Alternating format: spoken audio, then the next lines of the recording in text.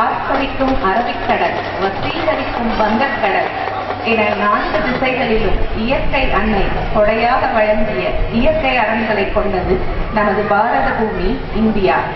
இயற்கை வளங்களும் செல்வச் செழிப்புமாக இருந்த இந்தியாவை மன்னர்களும் நவாப்களும் முகலாயர்களும் ஆட்சி செய்து கொண்டிருந்தனர்.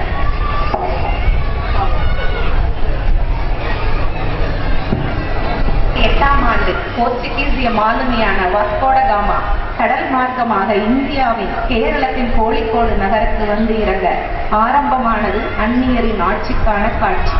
வாஸ்கோ ட காமாவை தொடர்ந்து உணவுக்கு சுவை சேர்க்கும் கறி மசாலா பொருள்களை தேடியும் அதன் வணிகத்தில் ஈடுபட்டும் போர்ச்சுகீசியர், ஐரோப்பியர், டச்சு நாட்டவர் வரத் தொடங்கினர்.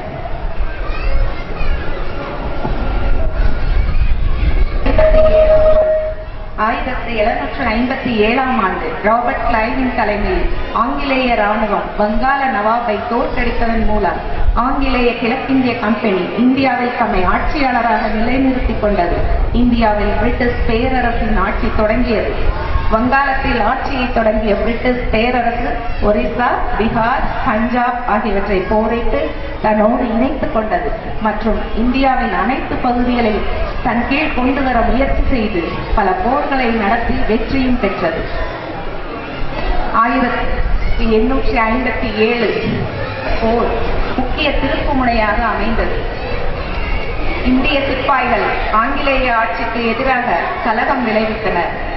ஆதலால் ஆங்கிலேய அரசு ஆங்கிலேய கிழக்கிந்திய கம்பெனியை நீக்கிவிட்டு ஆங்கில முடியரசின் நேரடி ஆட்சியை அமல்படுத்தினர். விக்டோரியா இந்தியாவின் மகாராணியானார். மறுசீரமைப்படைவதற்கு முன்னோடியாக முழுமையான தேசபக்தியினை மக்கள் மனதில் வலுவடைய செய்ய வேண்டும் என்ற சீரிய நோக்கத்தோடு செயல்பட்ட சுவாமி ராமகிருஷ்ண பரமஹம்சர், சுவாமி விவேகானந்தர், திலகர், லாலா லஜ்பத் ராய், கோபாலகிருஷ்ண கோகலே, வ.உ. சிதம்பரம் பிள்ளை, சுப்பிரமணிய பாரதி, தாகூர் மற்றும் தாதாபாய் நவ்ரோஜி போன்றோரின் உழைப்பு விடுதலை உணர்வுக்கான புத்தெழுச்சியை பரவச் செய்தது. தேசத்தின் சோம்பலையும் சாம்பலையும் தட்டி எழுப்பியது. இந்திய தேசிய காங்கிரஸ் உருவானது.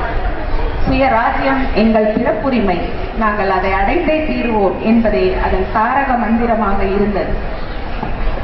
காலகட்டத்தில் பள்ளியில் படிக்கும் குழந்தைகள் தினமும் காலை கடவுள் வணக்கத்திற்கு பதிலாக எங்கேயோ பிரிட்டனில் வசிக்கும் 6ஆம் ஜார்ஜ் மன்னர் வாழ்க வாழ்கவே என்று பிரார்த்தனை செய்ய வேண்டும் என்று கட்டளையிட்டனர்.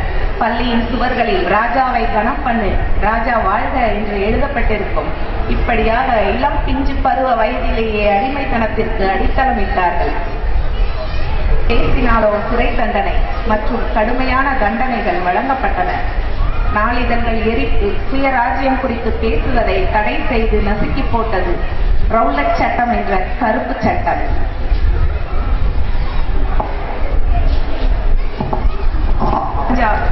ஜாலியன் வாலாபாக்கில் மக்கள் பிரார்த்தனையில் ஈடுபட்டு இருந்தார்கள்.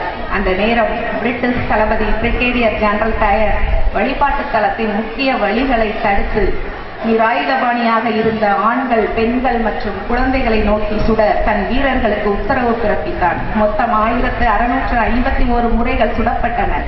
1000க்கும் மேற்பட்டோர் உயிரிழந்தனர். 1000க்கும் மேற்பட்டோர் படுகாயமடைந்தனர்.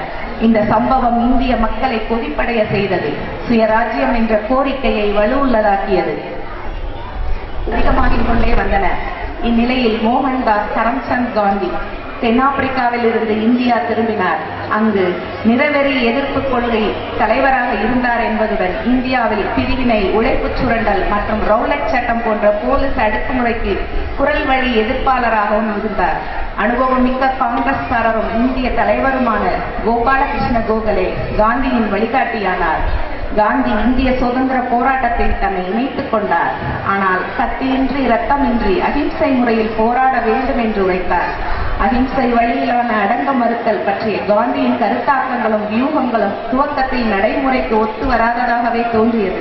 ஆனால் அவரின் தொலைநோக்கு பார்வை விரைவிலேயே மில்லியன் கணக்கான சராசரி இந்தியர்களை அவர் இழுத்து வந்து தேசிய போராட்டமாக உருவெடுத்தது.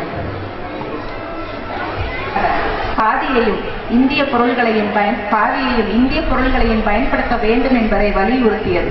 ஆங்கிலேய கல்வி நிறுவனங்களையும் நீதிமன்றங்களையும் புறக்கணித்தல், அரசு வேலையிலிருந்து ராஜினாமா செய்தல், வரி செலுத்த மறுத்துதல் ஆகியவற்றையும் வலியுறுத்தியது முதல் ஒத்துழையாமை இயக்கம். காந்திஜி இந்த யுகத்தில் ஜவஹர்லால் நேரு, படேல், சுபாஷ் சந்திரபோஸ் போன்றவர்கள் இந்திய சுதந்திர இயக்கத்தில் தங்களின் குரல்களை ஆழ பதித்தார்கள். பாரதியார், வ.உ. சிதம்பரம் பிள்ளை, வாஞ்சிநாதன் மற்றும் பலர் தமிழ்நாட்டிலிருந்து போராடியவர்கள் முக்கியமானவர்கள் மற்றும் பல வீர பெண்மணிகளும் இந்த போராட்டத்தில் தங்களை ஈடுபடுத்திக் கொண்டனர். இதனால் சுதந்திர போராட்டம் புதிய பரிணாமம் அடைந்தது. கடற்கரையில் அகமதாபாத்தில் இருந்து தண்டிக்கு 400 கிலோமீட்டர் நடைப்பயணத்தை தொடங்கினார். இவருடன் அவரது தொண்டர்களும் இணைந்து கொண்டனர். கடல் நீரிலிருந்து உப்பை காய்ச்சி சட்டத்தை மீறினார்கள். இது உலக புகழ் பெற்ற தண்டி யாத்திரை என்று அழைக்கப்படுகின்றது.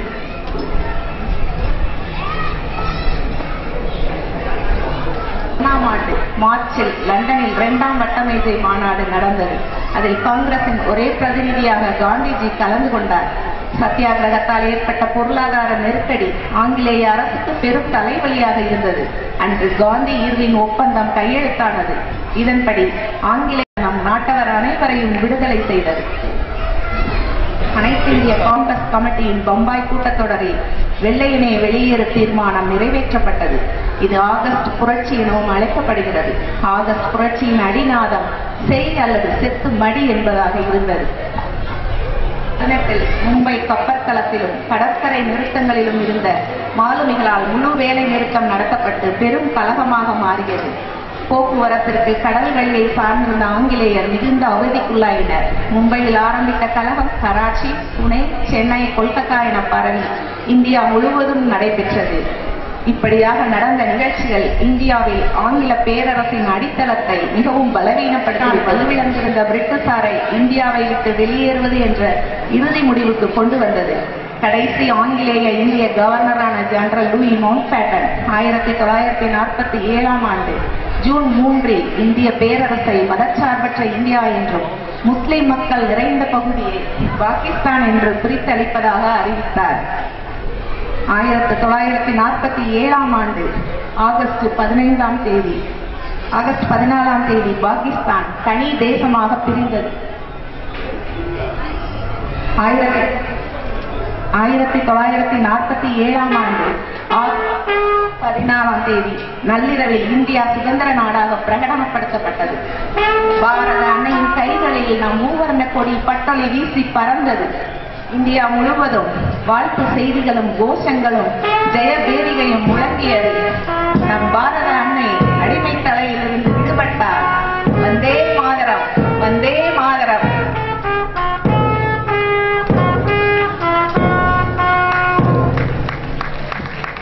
நல்லது. இன்றைய சுதந்திர இந்தியாவின் வயது 67.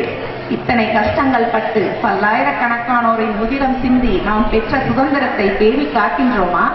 பாரத அன்னை நம்மில் மகிழ்ச்சியாக இருக்கிறாளா என்றால் இல்லை, இல்லை என்று தான் சொல்ல வேண்டும்.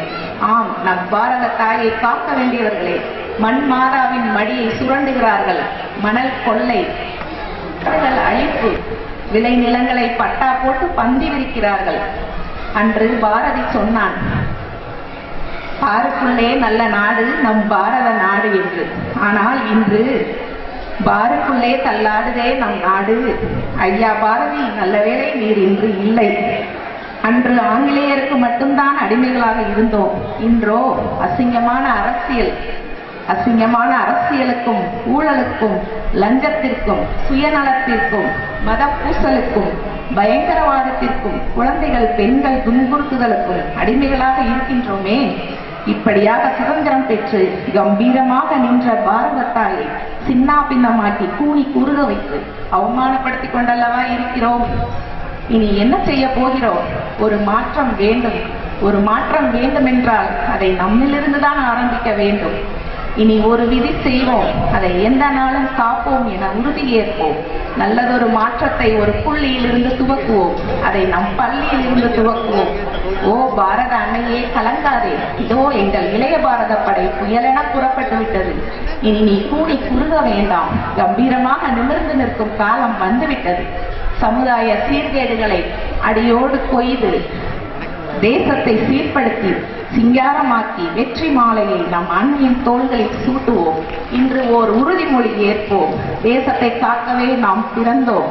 ஒற்றுமை, பண்பாடு, கடமை, கண்ணியம், கட்டுப்பாடு, மனித நேயம், இந்த நற்குணங்களோடு தெய்வ பக்தியும் தேசபக்தியும் நம் இரு கண்கள் என கொண்டு நம் தேசத்தை மீட்டெடுப்போம். நம் பாரத தாயை தலை நிமிர செய்வோம். வந்தே மாதரம், வந்தே மாதரம்.